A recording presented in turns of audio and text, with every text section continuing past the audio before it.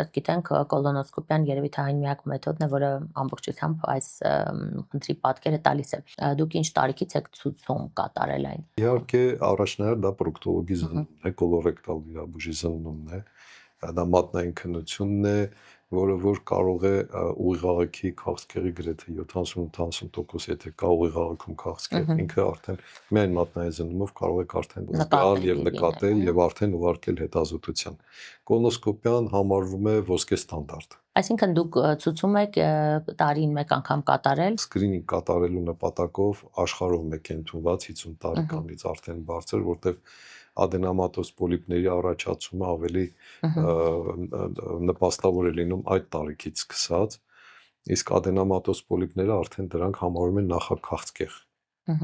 Եվ վաղ հայտնաբերումը եւ հեռացումը նրանց արդեն կանխորոշում է։ Կան դեպքեր, երբ որ պացիենտները դիմում են անկախ տարիքից, դա լինի 20 տարեկան, լինի 30 կամ 40 տարեկան, եթե մենք լսում ենք գանգատներ, աղիքային գանգատներ, դա լինում է դժվար փորկապություններ, փորլուծություններ, որոնք նաև